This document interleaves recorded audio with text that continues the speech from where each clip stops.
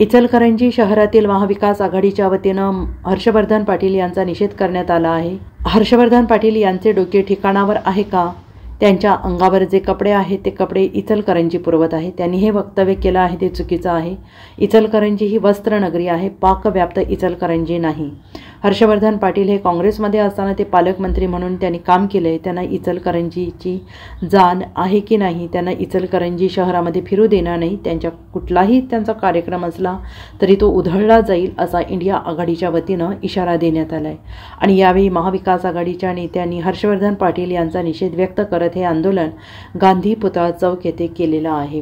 इस्लामपूर येथील एका कार्यक्रमामध्ये या महाराष्ट्राचे माजी सहकार मंत्री आणि कोल्हापूरचे पालकमंत्री राहिलेले हर्षवर्धन पाटील यांनी अत्यंत बेजबाबदार इचलकरंजीच्या नागरिकांचं जनतेचं अपमान करणारं इचलकरंजी लोकसभा असेल, हातकणंगले लोकसभा असेल, इचलकरंजी विधानसभा असेल, यामधले जे लोक आहेत, जे नागरिक आहेत, इचलकरंजी शहरामध्ये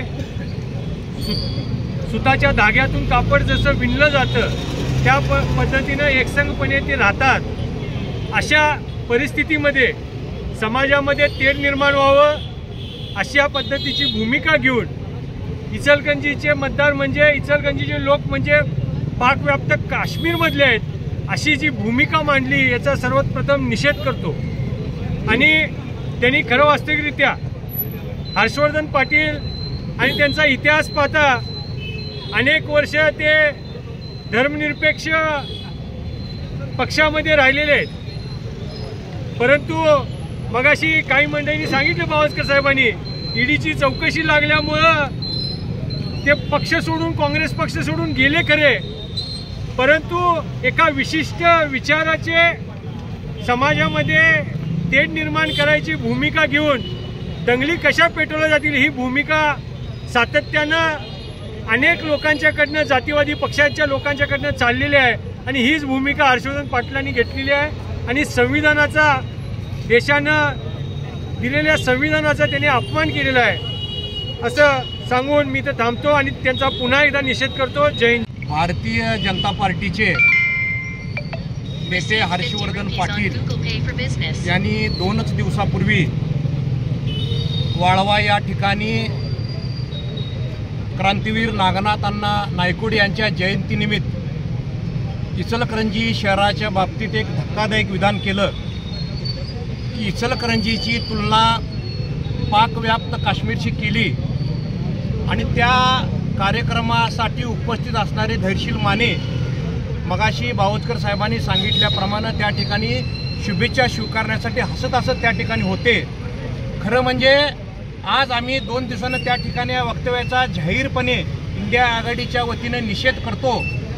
खरं म्हणजे त्याच वेळेला बावस्कर साहेब त्या ठिकाणी खासदारांनी इचलकरंजीची तुलना ज्यावेळेला पाकव्याप्त काश्मीरची होते म्हटल्यानंतर त्या ठिकाणीच उठून सांगितलं पाहिजे की या इचलकरंजी जनतेचा अपमान आपण करताय।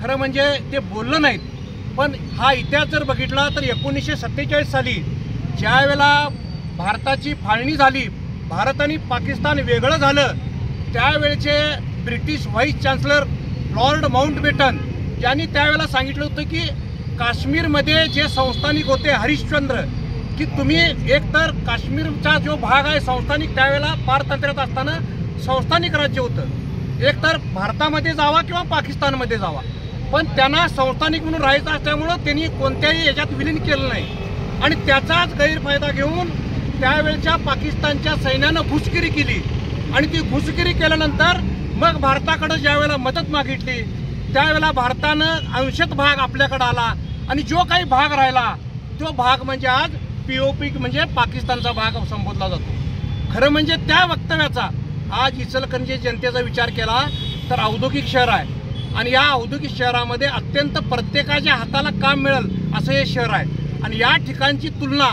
पाकव्याप्त काश्मीर करत असताना खरं म्हणजे हर्षवर्धन पाटलांची बुद्धी त्यावेळेला 5 मिनिटं काही बुद्धिभ्रम झालता का हा प्रश्न माझ्यासारख्या सर्वसामान्य कार्यकर्त्याला पडलाय। आणि म्हणून ज्यांनी 10 वर्ष पालकमंत्रीपद या जिल्ह्याचं भोगलं ज्यांना पूर्ण इचलकरंजी शहराची भौगोलिक माहिती होती तरी सुद्धा त्यांनी व्यक्त केलं. त्याबद्दल इंडिया आघाडीच्या वतीनं जाहीर निषेध करतो आणि या वक्तव्याच्या संदर्भात आपण इचलकरंजी जनतेची माफी मागितली पाहिजे असं आव्हान मी त्यांना 2 दिवसात करावं, नाहीतर परत आम्ही एकदा निषेधासाठी पूर्ण इचलकरंजी जनता रस्त्यावर उतरल्याशिवाय राहणार नाही. Bureau report SBN Marathi, Ichalkaranji.